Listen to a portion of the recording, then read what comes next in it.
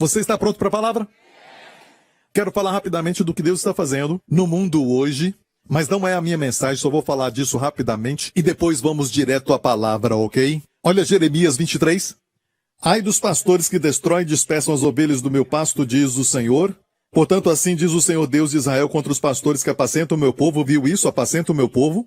Certo, tem que apacentar, não sentar o pau. E nem dispersar. Mas essa é uma profecia de Jeremias que viveu muito antes da vinda de Cristo na Terra.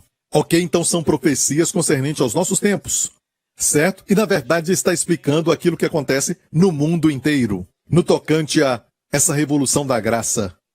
E ele diz, eis que visitarei sobre vós a maldade das vossas ações, verso 3.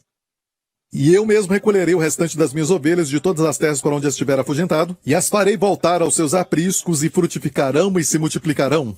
E levantarei sobre elas pastores, plural. Deus vai levantar no mundo inteiro pastores sobre essas ovelhas que foram dispersadas, pastores que as apacentem. Não sentam pau. Apacentem. E nunca mais temerão, é o primeiro resultado, nem se assombrarão, outra versão desanimarão, e nenhuma delas faltará. 3 coisas acontecem quando você está debaixo de pastores segundo o próprio Deus. Certo? Pastores escolhidos por Deus. Olha o que ele disse, meu aprisco. Eu reunirei o meu aprisco. Você não faz parte do meu aprisco. Você é do aprisco de Jesus. Eu sou o subpastor. Ele é o pastor maior. Amém? E o quão bom nós pastoreamos vai depender se deixarmos o bom pastor ser visto. Amém? Glória a Deus. E Deus disse que vai levantar pastores, no plural, no mundo inteiro. E está acontecendo. Certo? Esses pastores vão apacentar o povo. Mas, apacentar como? Queremos saber, porque os resultados são incríveis, os 3 resultados. E os resultados são, não temerão mais, quando você está debaixo de pastores escolhidos por Deus, o medo se torna cada vez menor, o assombro ou desânimo se torna cada vez menor também. Certo? E nenhuma delas faltará mais. Quantos querem isso? Amém? E se você é um pastor e líder que está assistindo isso, você quer isso para o seu povo. Então é importante para nós descobrirmos como eles apacentam o povo. Está aqui no contexto, próximo verso. Eis que vem dias, diz o Senhor, em que levantaria a Davi um renovo justo, esse é Jesus Cristo, nosso Senhor. Nos seus dias Judá será salvo e Israel habitará seguro. Jeremias estava profetizando a vinda de Cristo, que não tinha vindo ainda, certo? E esse será o seu nome com o qual Deus o chamará. O Senhor, justiça nossa. Yahweh Sidequeno. Amém? No plural. Quer dizer que a mensagem que vai causar esses 3 resultados para as ovelhas de Deus, certo? É a mensagem, o Senhor é a nossa justiça. Certo? As obras, as boas ações, a moralidade, não são sua justiça. Amém? Você tentando fazer tudo certo não é a sua justiça. Amém? E nós não podemos confiar em nada mais a não ser no próprio Senhor. O Senhor é a nossa justiça. Se o Senhor é a minha justiça, eu sou justo. Amém? Então, o fato é este, esta é a mensagem que está sendo falada poderosamente, está soando muito alto como uma trombeta, e certa vez era um barulho pequeno de um chofar, e agora no mundo inteiro as pessoas estão ouvindo a revolução do Evangelho, uma afirmação do Evangelho. E Deus está falando de levantar pastores para pregar essa mensagem, neste final dos tempos. Aleluia, adore ao Senhor, aleluia, igreja! Isso! A afirmação do Evangelho está acontecendo, e é incrível porque há pouco tempo atrás ninguém ouvia o Evangelho ser pregado como está sendo pregado no mundo inteiro. E de repente tem pessoas, sabe, que, olha, estão levantando as vozes, tentando redefinir a graça. E eles falam, sim, a graça é favor imerecido e tudo mais, mas colocam então favor imerecido de lado e falam, a graça é empoderamento. Mas escute isso, a graça não é definida como empoderamento. A graça produz empoderamento. Mas escute, quando você fala graça e empoderamento, é assim. O que há de errado? A graça é empoderamento. Você é preguiçoso. O que há de errado? A graça é empoderamento, mas você está sendo rebelde. Você está errado. Então pode ser uma outra forma de lei. Uma outra exigência. Não, amigo, a graça é um favor imerecido que não conquistamos. E tem uma versão que está correta, que coloca entre parênteses, a graça é favor imerecido, está correto. Sabe, mas mais do que tudo, vamos deixar de lado a definição do homem, vamos ver a definição da Bíblia, Romanos 11, e disse, mas se é por graça, já não é pelas obras. De outra maneira, a graça já não é graça. Se, porém, é pelas obras, já não é mais graça. De outra maneira, a obra já não é obra. Eu amo a simplicidade da palavra. Deus está falando, uma coisa é contrária à outra. Ou é pelas obras, você mereceu, você trabalhou por isso, ou é imerecido. Quando Deus exige algo de você, ou parece que ele exige algo, lembre-se disso, lembre-se do tempo de Salomão, uma época dourada de Israel. A Bíblia diz que o número de pessoas que estavam lá, naquela época, em Judá e Israel, 1 Reis 4, capítulo 4. Lembre-se disso. Eram, pois, os de Judá e Israel muitos como a areia que está junto ao mar, em multidão, comendo e bebendo e alegrando-se. Pense nessa descrição. Não era só como areia no meio de um lugar, mas a areia que está na praia. Você sabe que aquela areia é bem fininha? Parece um pó. E Deus disse, Judá e Israel eram numerosos como a areia, junto ao mar, em multidão. Uau! Como poderia um rei governar todo aquele povo? Aquele número, sabe, de multidão. E alimentar, apacentar e liderar. No mesmo capítulo mais em frente, olha o que Deus fez. E deu Deus a Salomão sabedoria e muitíssimo entendimento e largueza de coração como a areia que está na praia do mar. Então, quando a exigência era grande, a provisão também era. Hey, aleluia! Não se preocupe, igreja. Quando Deus te dá uma missão, não é uma exigência, é uma provisão. O que eu estou fazendo? Eu estou pregando. E eu poderia ficar assim, esse pessoal aqui é muito faminto. Eles vão te dar um sabão se a mensagem não for boa. É muita exigência da New Creation Church. Eles são glutões espirituais. Todo domingo tem que produzir. E eu não viajo muito, eu prego todo domingo. Todo domingo é produzir, tem que produzir, é muita exigência. Seria só estresse. Não, o que eu faço é, Senhor, eu espero a tua provisão para este domingo. Senhor, espero por tua provisão. Obrigado, Senhor. E às vezes prego tão bem que eu tenho que anotar algumas coisas. Porque eu sei que não sou eu, mas é o mestre que assumiu tudo. Amém? Amém? Então, Senhor, provê. A graça é provisão. A lei é exigência. E tem algumas pessoas que dizem, bem, pastor Prince, tem muitas exigências nas escrituras. Se você ler e for honesto, vai ver as exigências. Olha, para o olho que é legalista, que não foi aberto ainda, vai ver exigência o tempo todo. Olha o que acontece junto ao poço de Jacó. Quando Jesus foi lá, uma certa tarde. E a mulher, que a Bíblia mostra que era uma pecadora, certo? Da cidade dos samaritanos. E Jesus falou com ela, uma exigência. Olha isso. Dá-me de beber. É uma exigência, não é? Olha o que ela disse. Disse-lhe, pois, a mulher samaritana, João 4, como sendo tu judeu, me pedes de beber a mim, que sou mulher samaritana, porque os judeus não se comunicam com os samaritanos. Jesus respondeu e disse-lhe, se tu conheceras o dom de Deus, que é ele, e quem é o que te diz, dá-me de beber, tu lhe pedirias.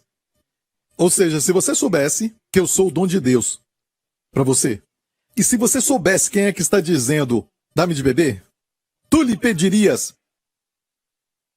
Tu lhe pedirias em vez dele pedir para você. Tu lhe pedirias e ele te daria água viva. Isso não é uma exigência, mas é uma provisão. Mesmo quando eu exijo, eu estou te preparando para a provisão. Isso não é bom? Amém? Escute isso. Aqui tem um detalhe. Ela disse, como tu me pedes de beber? No grego, o pedir aqui é um inferior pedindo ao superior. Ela rebaixou Jesus aqui. Ela disse, como é que tu me pedes de beber? Jesus a respondeu, se conheceras quem é que diz para você não repetir o pede. Ele não repetiu a palavra pedir, porque ele não era inferior a ela. Ele era Deus na carne. Amém? Se conheceras quem é que te diz, em vez de você achar que é exigência, tu terias a provisão. Tu lhe pedirias. Agora vamos fazer uma jornada com Jesus. Você vê Jesus caminhando com diferentes grupos de pessoas. E as pessoas sempre me perguntam, pastor Prince, que tal o discipulado? Que tal o que Jesus disse, quem quiser vir após mim, que ele negue-se a si mesmo e tome a sua cruz Quem quiser vir após mim e não odiar o seu pai, a sua mãe, a sua esposa, os seus filhos, não é digno de mim. E essas exigências, ok? Vamos ver tudo isso no contexto. Está pronto? Podemos fazer essa caminhada? Vamos seguir Jesus e ver o seu coração e olhar para a sua mente e ver aquilo que agrada ao Senhor. Ok? Porque vamos ver diferentes grupos de pessoas e o que o agrada. Jesus estava num caminho, no espírito, podemos falar assim, procurando descanso e alegria. Vamos ver o que trazia alegria e descanso. E o que o desagradava. O que o fazia não se sentir em casa. Ok? Tudo no mesmo capítulo. Vamos para Lucas 14. Aconteceu num sábado que, entrando ele em casa, ele tinha acabado de entrar na casa de um dos principais dos fariseus. Um dos principais. Então o anfitrião não era só um fariseu, mas um dos principais. Ok? Jesus entrou ali, ele foi convidado para comer pão no sábado, eles o estavam observando, com muitos convidados ali, muitos VIPs ali, que este fariseu convidou. Jesus entrou ali, fizeram zoom nele, para o observarem. Certo? Como você acha que ele se sentia? Lembra da história de Lucas 7? Se olhar em Lucas 7, fala de Jesus, certo? Falando isso em Lucas 7. Aqui compararei esta geração. Os homens dessa geração são como crianças que tocam música e dizem: nós tocamos música e você não dançou. E nós choramos, mas você não chorou. Ele disse: João Batista veio, não comia, não bebia nada, sempre jejuava. E falaram que ele tinha demônio. O Filho do Homem veio, comendo e bebendo, e vocês dizem: é um glutão e um beberrão. E uma outra acusação linda: amigo de pecadores. Então o que é isso? Crianças, sabe, tocando no mercado. Ele comparou aquela geração, a geração dele, com, sabe, João Batista veio não comendo nem bebendo. Ele foi o último dos profetas da lei. Jejuava o tempo todo. Era sério, certo? Como crianças falando: choramos e você não chorou.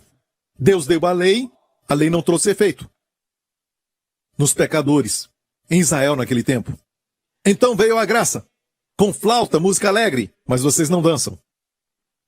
A graça veio para celebrar o amor de Deus pelo homem, certo? E o homem está tão perdido que quando escutam o barulho triste da lei, não choram. Quando escutam o som alegre da graça, eles não se alegram e ficam e realmente perdidos. Não é verdade? O homem quer ter a salvação de Deus, as bênçãos de Deus, sua santidade, a vida abundante, e eles querem então ter isso pela lei. E não conseguiram. E até hoje, até alguns cristãos querem ter as bênçãos de Deus e a santificação, uma vida santa pela lei, mas não conseguem. Tentam e não conseguem, não podem. Então, Deus oferece a graça e eles não querem. Então, tentaram a lei, mas a lei, debaixo da lei não podiam, e sob a graça, não querem. Como crianças, você toca a música, não tem resposta. Algo triste, não tem lágrimas. Então chamaram João Batista de diabo. Era um profeta da lei, o maior dos profetas, Jesus disse. Jesus veio, comendo e bebendo, não jejuando, e falaram: glutão, beberrão, amigo dos pecadores. Que acusação linda, amigo dos pecadores. Então Jesus, sabe, ele nos próximos versículos fala que ele entrou na casa do fariseu chamado Simão. Um fariseu chamado Simão convidou Jesus e deu para ele um banquete. Obviamente os seus motivos não eram puros, certo? Porque sabemos que ele queria julgar Jesus. Então uma mulher, talvez uma prostituta, veio e ela chorou aos pés de Jesus. Se assentavam assim, chorou por trás aos seus pés e enxugou seus pés com cabelo e derramou óleo precioso. E Jesus disse: essa mulher, certo? Como ela me amou. É certo, eu vim para sua casa. Olha o que ele falou para o anfitrião, bem na cara. Eu vim para tua casa e não me deste água para os meus pés, para limpar. Olha para ela. Ela não cessa de beijar os meus pés.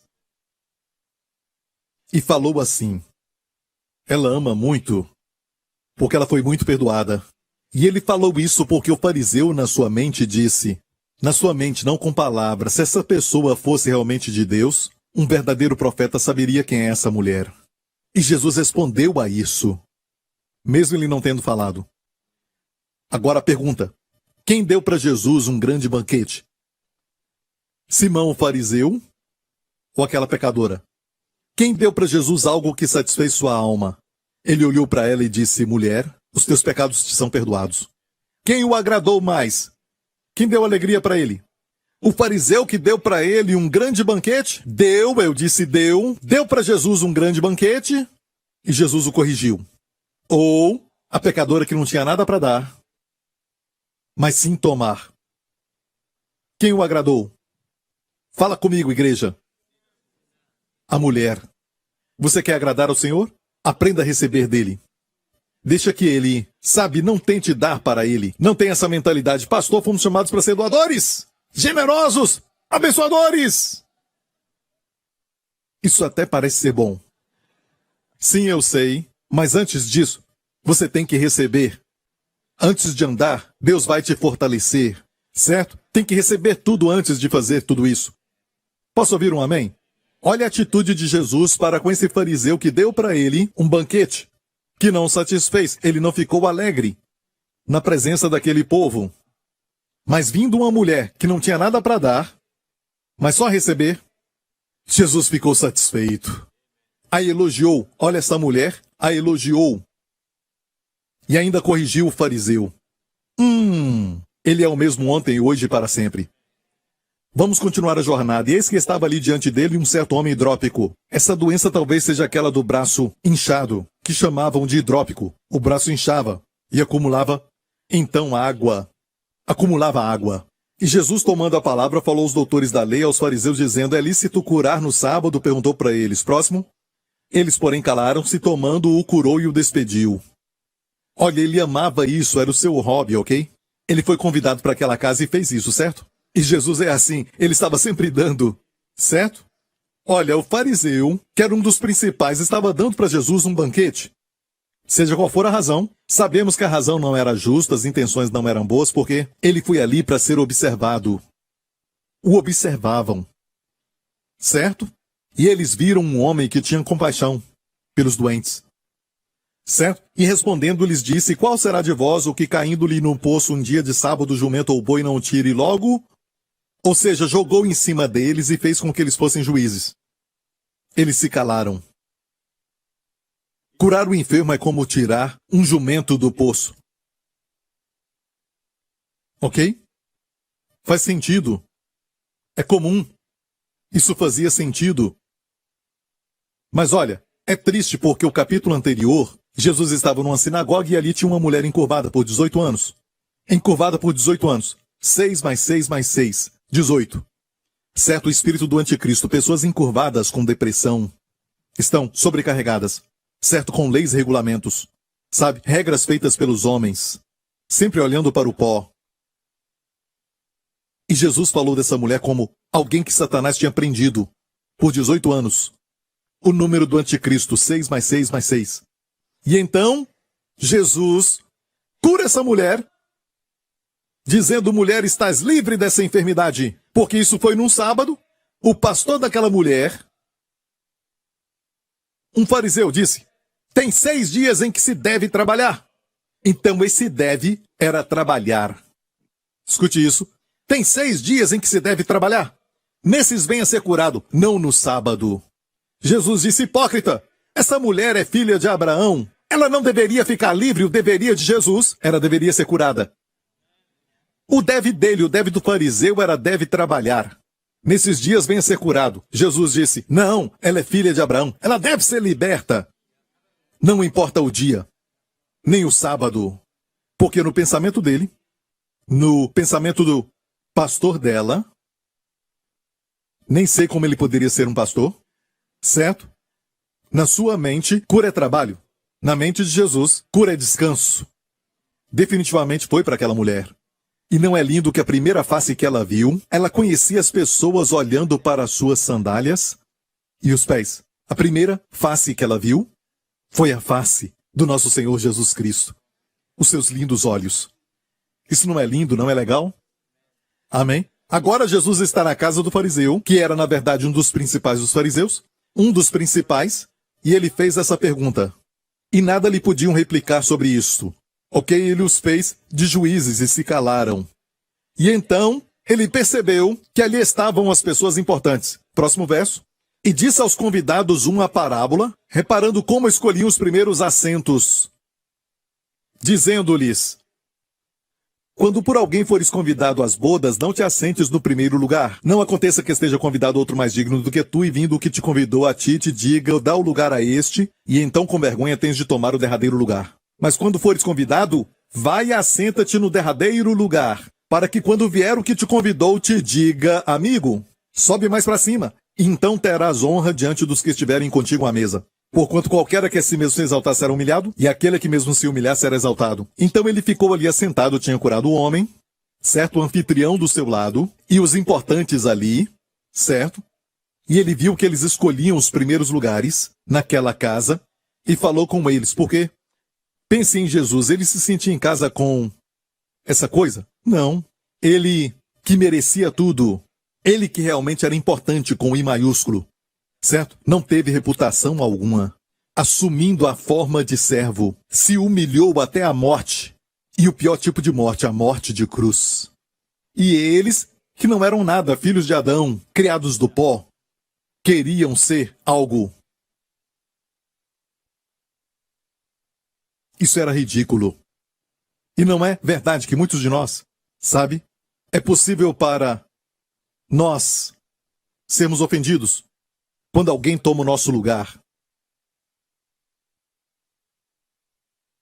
Eu não sei porque essa pessoa veio, tomou o meu lugar logo ali.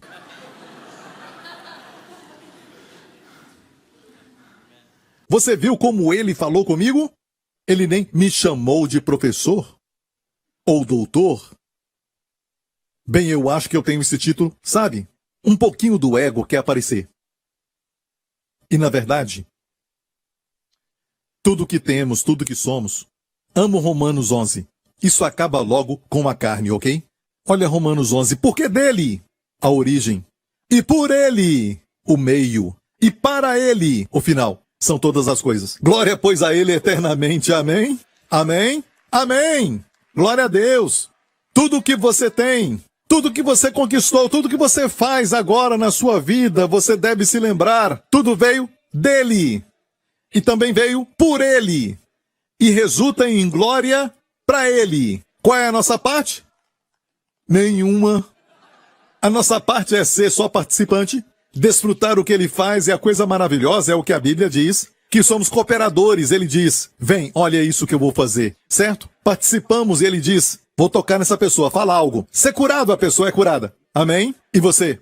Olha isso.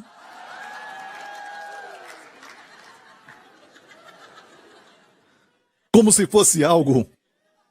Olha, o meu filho Justin está com 4 meses de idade. E ele ama ficar em pé. Dá pra ver na sua face. Quando você o pega, fez 4 meses, 2 dias atrás, ou 3 dias. Quando você o pega, ele olha e sorri. E eu o seguro, a sua cabeça balança. E ele sorri, ele fica com um grande sorriso. E quando eu o solto, ele estica as pernas porque ele não quer se assentar. Então ele estica as pernas e... quando eu o levanto de novo, ele volta a sorrir. Quando eu o coloco nos meus braços, sabe, quando o trato como um bebê, ele chora. Mas se fica em pé, ele sorri. Ele acha que ele está ficando em pé. Ele não sabe que o apoiando tem mãos eternas. Não é, igreja? Amém! Amém! Glória a Deus, nós pensamos que fizemos, mas é Deus quem faz. Ele provê tudo. Se alguém é bom, você diz, ele é um bom, sabe, um bom líder de célula. Olha, isso é porque ele sabe de onde está vindo isso, ele sabe como fazer por ele, e ele sabe que tudo vai voltar para ele. Amém? Voltando para a casa do fariseu. Ele olhou para eles, achando que eles eram importantes, eles não eram nada. Sabe, Adão tinha tudo. No jardim, sem competição. Ele tinha tudo. Pecou contra Deus. Jesus, o último Adão, ele foi para o deserto e obedeceu a Deus. Certo? Aquele que era realmente alguém. Olhando para toda essa loucura. As pessoas olhando. Jesus nunca contava com a opinião de ninguém. Então não se entristecia com a opinião de ninguém. Já viu isso em Jesus? Mas as pessoas podem nos bajular para pensarmos bem delas. E também, alguém pode falar mal de nós, nos ofender, e vamos pensar mal delas. Ou seja, julgamos as pessoas baseados em nós. Julgamos as circunstâncias baseados em nós, mas Jesus era independente de tudo isso, podia curar e falar aquilo naquela casa. Ele não dependia de ninguém. Ainda assim, tão humilde. Ele que tinha tudo e era realmente alguém. O Filho de Deus, 100% homem e Deus. E ele disse: o que se exalta será humilhado e o que se humilha será exaltado. Ele falou isso para os convidados naquela casa e vai falar com o anfitrião. O anfitrião não ficou de fora, olha isso. E dizia também ao que o tinha convidado. Agora o principal dos fariseus: quando deres um jantar ou uma ceia, não chames os teus amigos, nem os teus irmãos, nem os teus parentes, nem vizinhos ricos, para que não suceda que também eles te tornem a convidar e te seja isso recompensado. Mas quando fizeres convite, chama os pobres, aleijados, mancos e cegos, e serás bem-aventurado. Porque eles não têm com que tu recompensar, mas recompensado te será na ressurreição dos justos. Ouviu o que ele disse? Para aquele homem, o anfitrião, que convida alguém para ser convidado também. Uma mão não é isso? Também lava a outra? Mas o Filho de Deus veio e ele deu sem esperar nada em troca. Ele emprestou sem esperar receber. Todos que ele curava, ele devolvia para a família.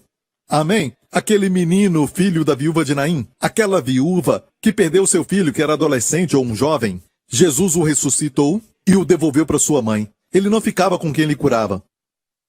Nunca. Todos que curava, a filha de Jairo, ele devolvia para o seio da família. Ele não pegava, ele nunca fazia exigência, porque ele tinha curado. Tem gente que faz isso. Olha, Jesus te curou. Agora dedique a sua vida ao Senhor. Não, os que são chamados são chamados. Como Mateus, cobrador de impostos, siga-me. Os pescadores, sigam-me. Quem ele queria que o seguisse, certo o tempo todo, ele dizia, siga-me. A sua cura não pode ser comprada. Amém? Olha, ele falou para, o fariseu, olha o que ele falou para o anfitrião. Olha, você convida alguém que vai te convidar. E é por isso que nós podemos fazer coisas como ser generosos e aos olhos de Deus isso não é. Sou generoso, mas você tem que me pagar. Mas nada escapa aos olhos de Jesus. Olha, ele estava sentado ali, imagine isso. Não era sua casa, ele não se sentia em casa. O seu coração estava triste, olhando para este comportamento. Certo? Estou te mostrando essa jornada no Espírito. Mas uma pessoa, a graça tocou no seu coração e ele disse, bem-aventurado! O que comer pão no reino de Deus, ele disse. Certo, um deles, pelo menos, falou isso aqui. Bem-aventurado o que comer pão no reino de Deus. E Jesus olhou para todo aquele banquete que estava preparado, toda aquela comida ali, e o fez lembrar de algo triste. Olha isso. Porém, ele lhe disse, um certo homem fez uma grande ceia e convidou a muitos. Ele está falando do seu pai. O pai de Jesus. Deus preparou um grande banquete. Amém? Um grande banquete. Olha, Deus... Bem, quando o homem prepara um banquete, um grande banquete, ele só manda um convite. Todo mundo vem. Deus faz um grande banquete, certo? Não dá só para convidar. Tem que fazê-los entrar, como vamos ver aqui. Porque o homem tem que ser compelido a desfrutar das bênçãos de Deus. Jesus se lembrou quando o homem disse, bem-aventurado o que comer pão no reino de Deus. Jesus pensou, você não sabe. Não é tão simples como você pensa.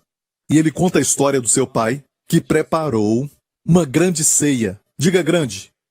Uma grande ceia. E convidou a muitos, e à hora da ceia mandou seu servo dizer aos convidados, vinde, que já tudo está preparado.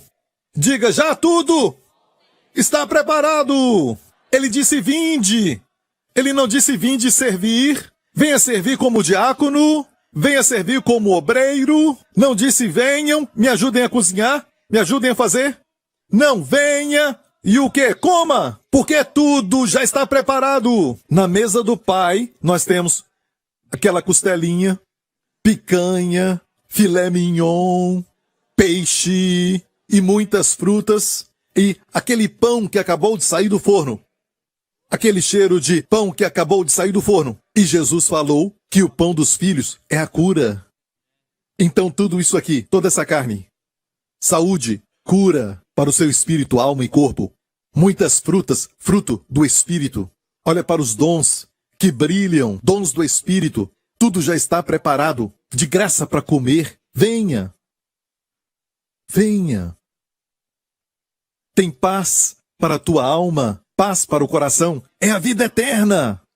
Proteção angelical para você e para sua família. Você está preocupado com seu filho, você não está com ele todos os dias, mas os anjos estão. Deus está. É tudo seu, toma! Toma! Tudo está preparado, tudo foi pago, não tem que comprar nada. Você só tem que vir e pegar. Mas olha o homem. Deus prepara e eles não querem vir. Eles não querem se adaptar à graça. Eles querem ser aqueles que preparam. E depois é outro que vai preparar.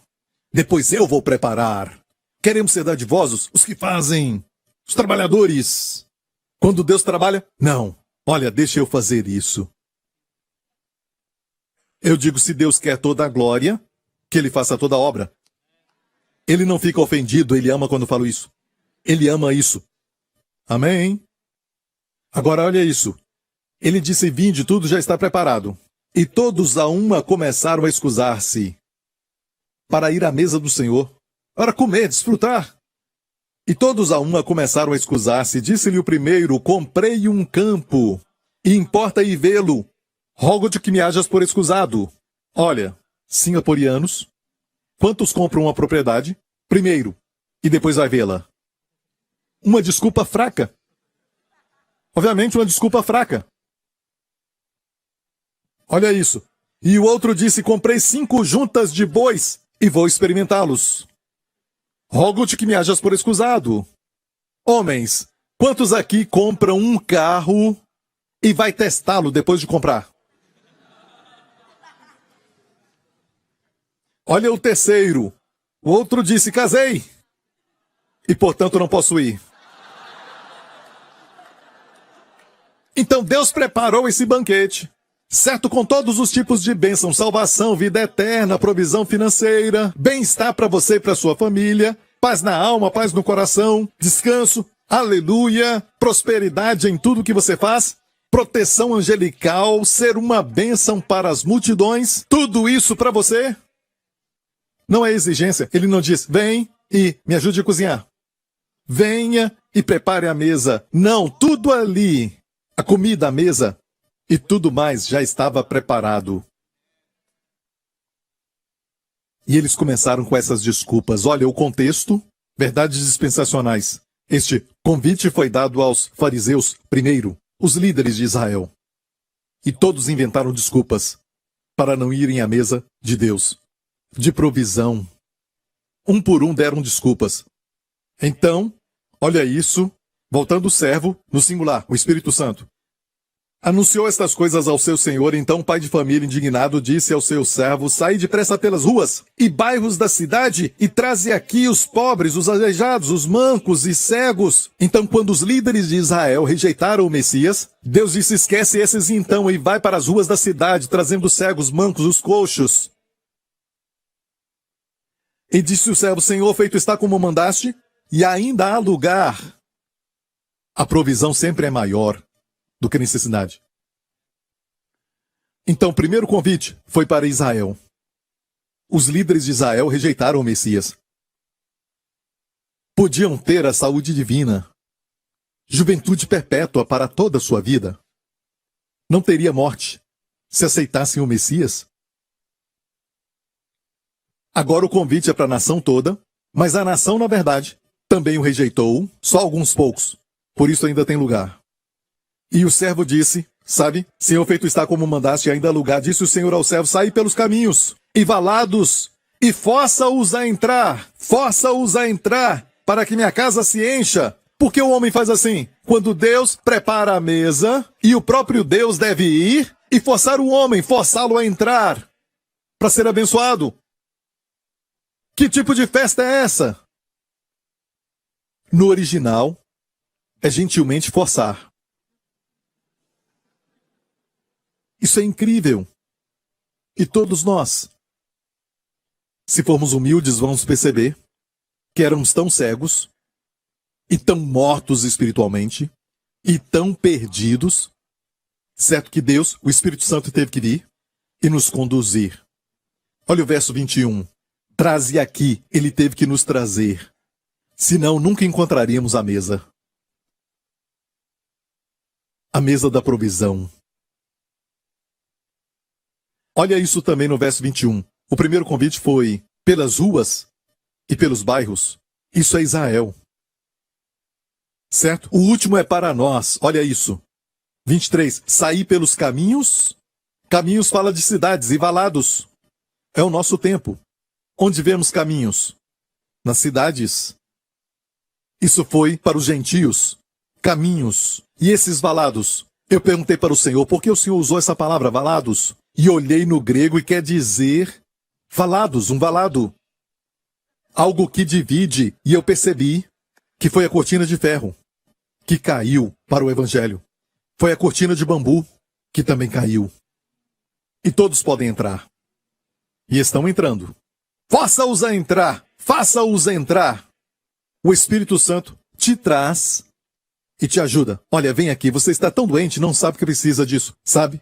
Você está comendo lixo como aqueles viciados. Ah, não, eu preciso disso, preciso disso. E isso os mata. Então Deus os traz e dá boa comida. Amém? Então vemos aqui Jesus naquela casa, sem poder descansar. Sabe? Ele conhecia os motivos, as razões. Tem pessoas que olham para Jesus como um grande líder. E por isso eu quero convidá-lo. Mas ele quer ser visto como um líder? Não, obviamente não, por isso não descansa. Não há alegria. E aquelas pessoas importantes, ok? Não, de novo, eles o viam como um grande rabino, mas ele quer ser visto como rabino, mestre? Não. Não traz alegria para ele. Ok, finalmente. Ele não para por aí. Porque olha, o final é muito triste. Verso 24. Porque eu vos digo que nenhum daqueles homens que foram convidados provará a minha ceia. Se você não quer, como eu disse, você vai perder. A ceia está preparada. Ok, você vai perder e eu falei para Deus que eu quero o que você não quer. Ok? Aqui é o verso 24. Olha o verso 25. Estamos caminhando na ordem. Verso 25. Ora, ia com ele uma grande multidão e voltando-se disse-lhe. Olha essa sequência. Ele estava na casa, ele falou para os convidados e depois para o anfitrião. Se levantou, obviamente saiu. E quando ele foi, uma grande multidão o seguia. Olha isso. Essas grandes multidões, ok? Não seguiam porque o viam como Salvador. O seguiam como um padrão. Porque muitos deles o seguiam por causa dos pães e peixes. Muitos deles o seguiam porque ele era quem curava, certo? Ou algo assim. Ou um rabino, um grande rabino, ele é um grande mestre. Tudo isso o agradava? Esta era a razão. As multidões aqui, eu vou provar isso para você, as multidões aqui viam Jesus como um padrão, como um exemplo. Não se esqueça. Nicodemos foi ter com Jesus à noite e o chamou de rabino, ou seja, mestre. Mas esta foi a razão por que ele foi? Ele é o maior mestre de todos os tempos. Mas ele deseja ser conhecido por isso? Não. Ele falou para Nicodemos, certo? Conhecimento não salva. Você tem que nascer de novo. Falou do impossível. Só um Salvador faz isso. Certo? E então as multidões, que o viram multiplicar os pães e peixes, como eles o viam. Ele é o rei de Israel, o viam como rei. Isso o agradava? Não, ele foi embora. Como Jesus quer ser conhecido? Então olha isso. Até os rabinos. Agora uma multidão o seguia porque o viam como padrão. Um exemplo. Ele é um ótimo padrão? Sim, ele é um exemplo divino. Certo? E sabemos que ninguém se compara a Jesus. Ele é um ótimo padrão. Mas tem pessoas dizendo, siga Jesus, ele é o padrão, é o padrão. Não. Ele quer mais do que isso. Ele disse, eu sou o pão da vida. O que se faz com o pão? Ele disse, eu sou a água da vida. O que você faz com a água? Você bebe. O que Jesus quer que façamos? Olha, grande multidão. Quando você vai a ele e o vê como um exemplo, e o vê como um padrão, ele vai dizer isso para você. Se alguém vier a mim não aborrecer a seu pai, mãe, mulher e filhos, irmãos e irmãs e ainda também a sua própria vida, não pode ser meu discípulo. E qualquer que não levar a sua cruz, não vier após mim, não pode ser meu discípulo. Olha, gostando ou não, palavras duras. Palavras fortes para aquela multidão. Ou seja, se você me vê como um exemplo certo a ser seguido, então, abra mão de tudo. Você entendeu? E olha, dá para ver que ele não estava alegre. Na sua jornada no Espírito. Ok? Olha, por causa do tempo, vamos para o final do capítulo, certo? Na verdade, vamos para o capítulo 15. Olha o verso 1.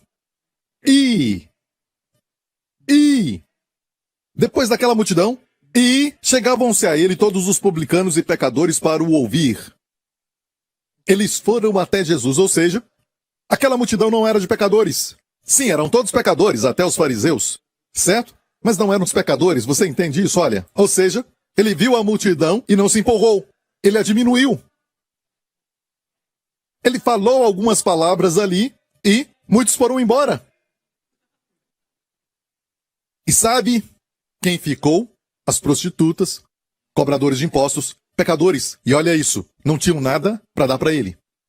Se aproximaram para receber. Mais uma vez, as multidões foram porque ele é um lindo exemplo, um bom exemplo. Se eu sou um exemplo, você tem que fazer isso. Se foram.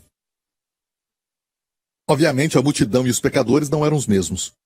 Depois que saíram, chegaram os pecadores. E cobradores de impostos. E algo acontece com o Espírito de Jesus. Quando foram até ele, não como um mestre, não como rei, não como um exemplo para eles seguirem. Foram até ele como um salvador para receberem. Foram com nada para receberem tudo. De repente o Espírito de Jesus muda. E ele fala das 3 parábolas em Lucas 15. A ovelha perdida, a dracma perdida e o filho pródigo. Incrível. Amém. Adore ao Senhor, igreja. É o nosso Salvador. O nosso Senhor. Agora olha isso. Olha como começa esse capítulo dessas 3 lindas parábolas. E chegavam-se a ele todos os publicanos e pecadores para o ouvir. E isso foi logo depois que ele falou aquelas palavras para a grande multidão.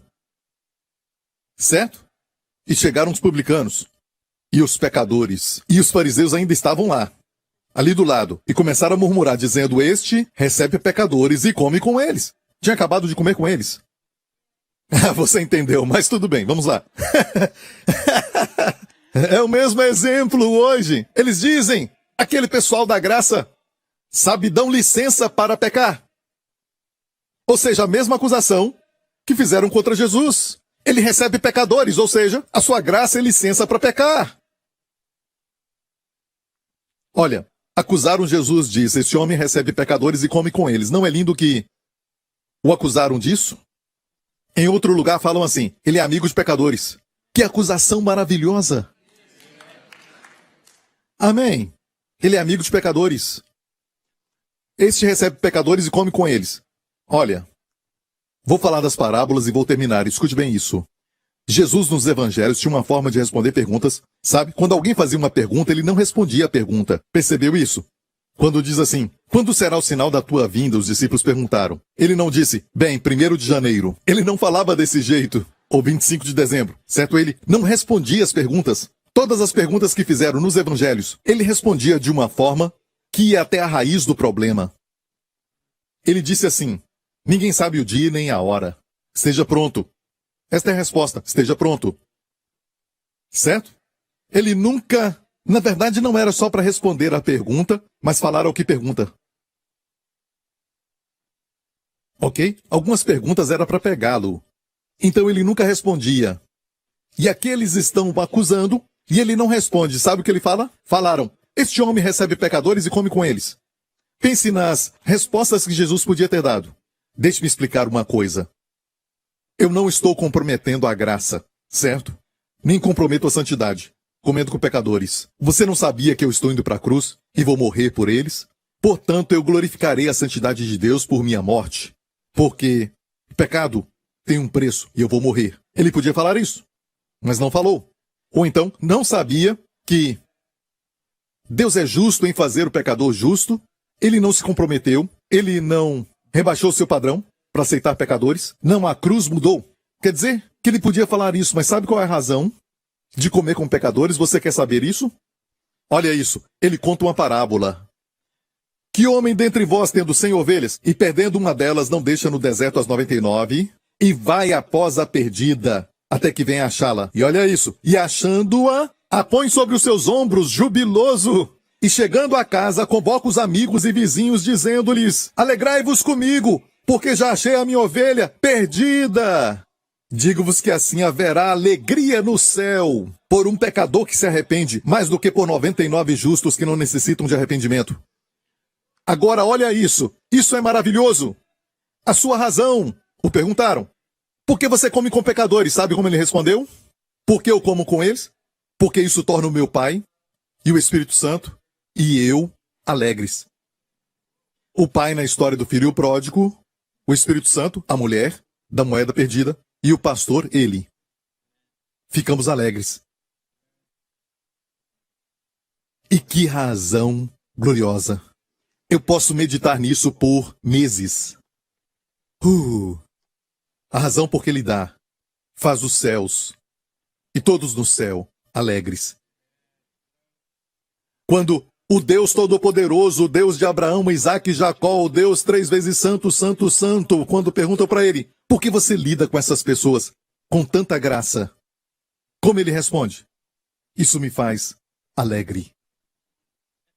É um prazer para o meu Pai. Dá para você. Dá para você. Até o reino.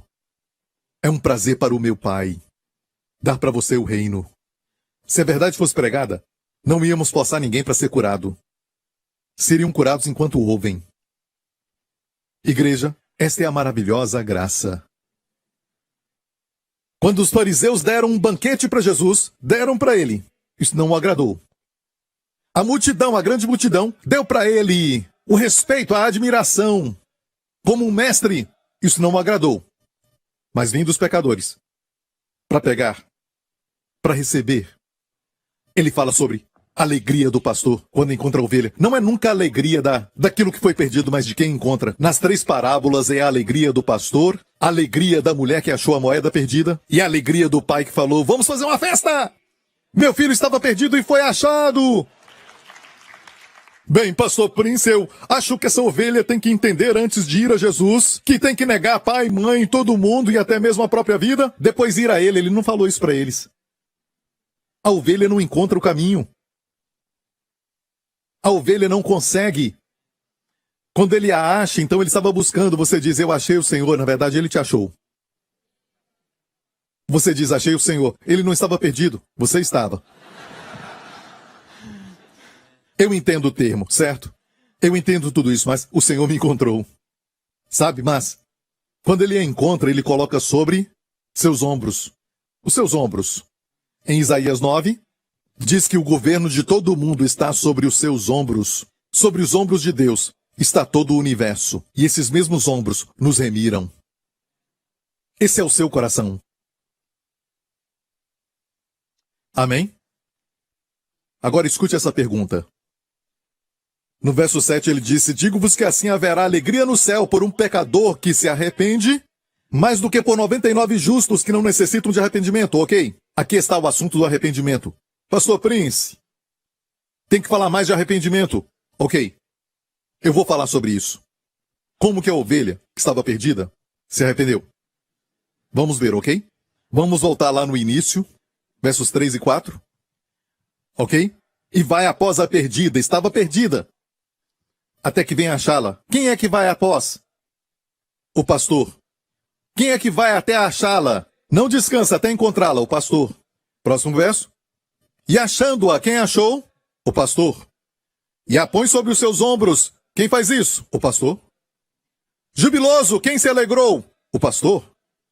E chegando a casa, o pastor. Convoca os amigos, o pastor. Dizendo: alegrai-vos comigo, o pastor.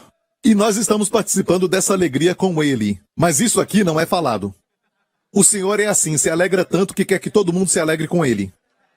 Nós não chegamos nesse nível de alegria.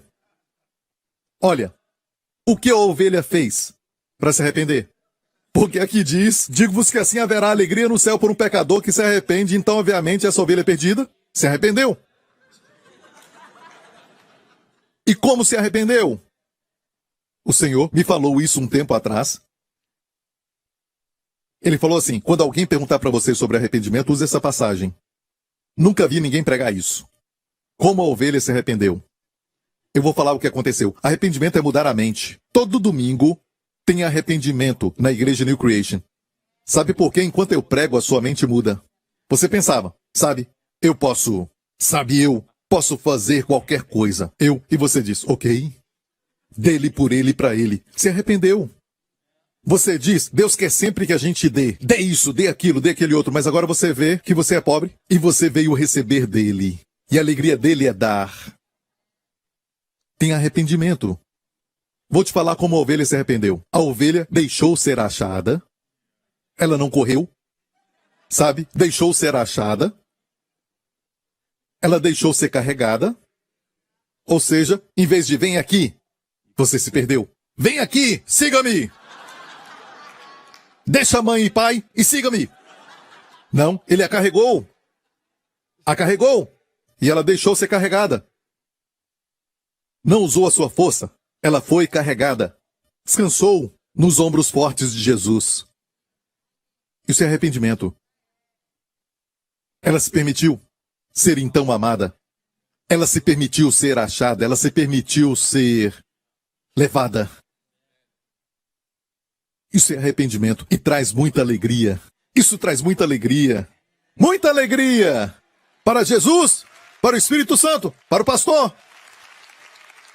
Olha, não temos tempo para olhar para a moeda perdida, para o filho pródigo, mas falam o mesmo. O pai se alegrando com o filho que estava perdido. A mulher que acha a moeda perdida e se alegra. Então temos o pai, o filho, a mulher tipifica o Espírito Santo e o Espírito Santo. O Deus Trino se alegrando quando encontra um pecador. E tudo isso para responder. Este recebe pecadores. Certo, os pecadores estavam ali, ouvindo as 3 parábolas. Escute isso, igreja. Ele não falou para eles, não venha a mim antes de negar pai e mãe. Não. Pregou graça para eles. Por quê? O viram como mestre? Não. Um rabino? Não. Um exemplo? Não. Ele é tudo isso. Mas ele quer que o vejamos como Salvador. E temos essas pessoas que dizem, bem, se ele não for senhor de tudo, ele não é senhor de nada. Parece bacana, poético. Mas escute, é uma doutrina que não é de Deus. Essa declaração não é de Deus. Ou seja, você com as suas próprias forças tem que organizar a sua vida e colocar tudo no lugar certo, porque se ele não é senhor de tudo, ele não é senhor de nada. Se ele não é senhor, você não é salvo. E aí voltamos para a justificação pelas obras? Não. E alguns falam, Salvador é bom. Sabe essa atitude? Ser salvo é bom, ser salvo é básico. Ser salvo é primeiro passo. Agora temos que vê-lo como Senhor. Honestamente, aqueles que o viam como mestre não agradaram. Os que o viam como rei, ele foi embora para as montanhas, deixou a multidão, depois que multiplicou pães e peixes. Aqueles que o viram como um exemplo também não agradaram. E ele é tudo isso. Mas os que foram a ele como Salvador o alegraram. Eu não sei você, mas todo dia preciso de um Salvador. Até para salvar de mim mesmo. Sabe? Alguém me segure esse tipo de coisa. Tem que ter alguém para te segurar às vezes. Alguém me salva, sabe? Todo dia tem salvação. Ele te salva da depressão. Ele te salva do egoísmo. Ele te salva de problemas sérios. Você nem sabe. Você dá graças a Deus pelas coisas das quais ele te tirou. Não agradecemos a ele pelas coisas que ele preparou, nos dando livramento. E tem muito disso acontecendo. E te digo isso, ele é o Salvador. O câncer estava te procurando para entrar na sua vida 2 anos atrás, 3 anos atrás, mas não entrou. Por quê? Você nem agradeceu a Deus. E por quê? Você nem sabe. E muitas vezes você não é curado. Ele te guarda para não precisar de cura. Damos graças muitas vezes pelo que sabemos. E a parte maior, nós nem sabemos. Sabe de algo? O Senhor diz, tudo bem, porque O filho nunca ama o pai como o pai ama o filho. Sabe o que ele diz? Está tudo bem. Só me permita te amar. Me permita te amar. Então, vou terminar agora. Isso não é lindo, igreja? Que a alegria do nosso Pai é a de pecadores vindo a Ele, até crentes. Não pense que é só para as pessoas do mundo, não é. Esse alimento não é somente um filé mignon, a salvação. Depois de ser salvo, você está só. Desculpa, use a sua força. Não, tem um grande banquete que é o quê? A cura dos filhos, o pão. Tem aquela costelinha, saborosa. Estou com fome, ok. Então, tem vinho novo para te alegrar com o amor de Deus. E tudo já está pronto para você. Amém? É por isso que o diabo tem que cegar o entendimento das pessoas para o glorioso evangelho de Jesus. Sabe? Por que ele tem que te cegar? Se o evangelho não é glorioso, não precisa cegar, é só mostrar que o evangelho é um tédio.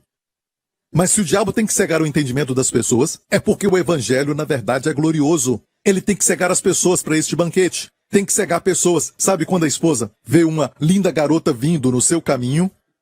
Ela cobre os seus olhos, certo? Por que ela faz isso? Porque aquela menina é linda. Mas se uma vovozinha passa ali, ela não faz isso. Desculpa, uma bisavó. Ok, uma tataravó. Eu sei que tem muita avó que são novas, filhas de Sara aqui, amém? Ok, então estou falando de uma tataravó. Por que o diabo trabalha para cobrir os olhos? Porque, igreja, o evangelho é glorioso. Se o mundo ver isso, vai quebrar essas portas. Amém? Quando verem Jesus como ele é. E sabe o que eles estão pensando lá fora? De nós? Sabe, pensam que o cristianismo é Deus quer isso, Deus quer que você abra mão disso, daquilo, daquele outro. E você acha que Deus pensa por um momento que você é capaz de abrir mão? Você é capaz de fazer isso? Ele sabe que não. Amém? Então, às vezes, você acha que ele está exigindo. Na verdade, ele está te preparando para a bênção. O que você precisa nesta tarde? Será que é cura para o seu corpo? Paz para a sua mente?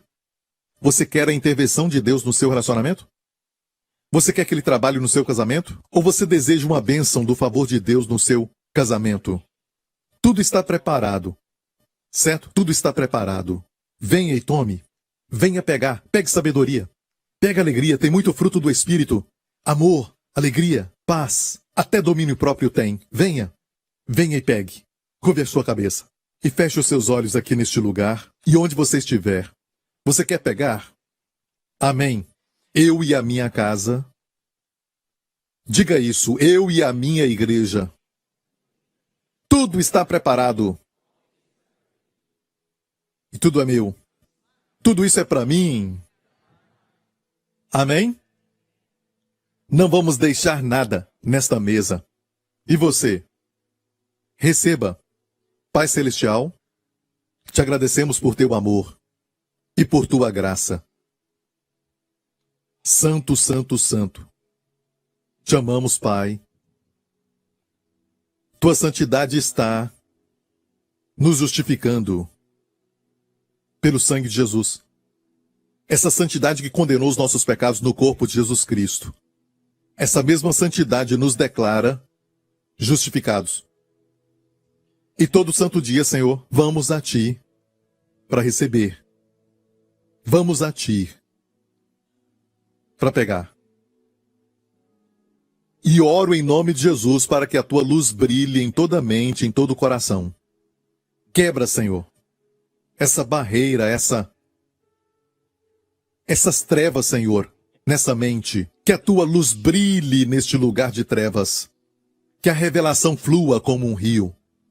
E, Pai, eu oro para que até aquilo, Senhor, que parece que é exigência, se soubermos quem é aquele que fala a nós, nós pediremos e Ele nos dará.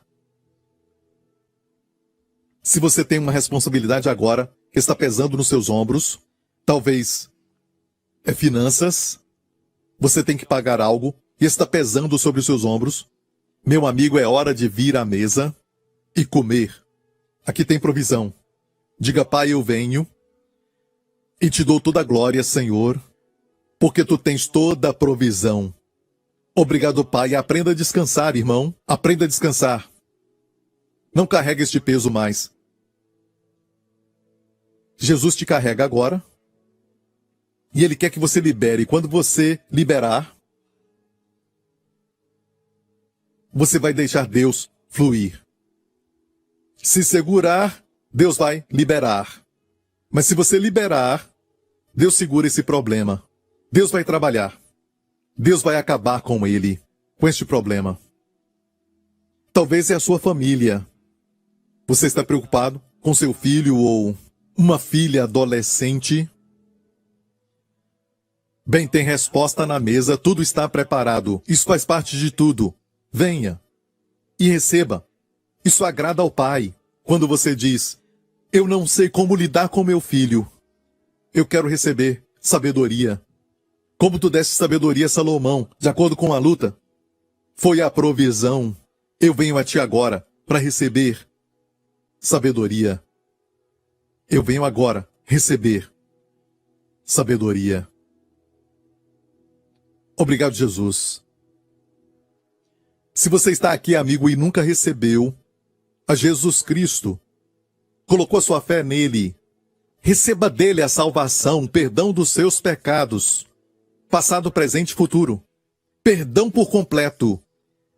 Se você diz, pastor, eu vejo agora que salvação não é fazer. A salvação já foi feita por mim. Só tenho que receber. Quero receber Jesus como meu Salvador. Meu amigo, isso é a graça. Tudo está preparado. A salvação é sua. A vida eterna é sua. Por Jesus Cristo. Você quer receber Jesus? Você vai receber tudo. Se você quer isso, onde estiver, você que está assistindo, faça essa oração comigo, de coração. Diga, Pai Celestial, eu te agradeço. E eu creio que tu me amas e enviaste o teu Filho Jesus Cristo para morrer lá na cruz, no meu lugar, pelos meus pecados, para que eu receba o perdão por completo dos meus pecados. Jesus tomou meu julgamento e eu recebo a sua justiça, o seu favor. Jesus tomou a minha maldição e eu recebo todas as suas bênçãos. Obrigado por essa troca divina. Jesus Cristo é o meu Senhor e Salvador, agora e para sempre. Em nome de Jesus. Amém, e amém, e amém. Glória a Deus, glória a Deus. Aleluia, aleluia. Obrigado, Senhor, muito obrigado. Amém? Quando você confessa Jesus como Senhor, não é você tentando colocar tudo em ordem. Ele faz isso. Amém? Você o confessa como Senhor e Salvador. Amém? Senhor da sua vida. E Ele será Senhor de tudo. Por seu poder. Amém? Glória a Deus. As you worship the Lord, God fights your battles. Worship in Greek is pros, kunio. Pros is to come close. Kunio, kiss. When we worship God, we are coming close to God to kiss. I believe that there is a corporate anointing whenever we come together to worship the Lord as the body of Christ, even online. So if you're looking to be part of a community of grace believers, join us for service every Sunday. God bless you, and I'll see you online for church this weekend. Join our digital service every Sunday at GraceRevOnline.com.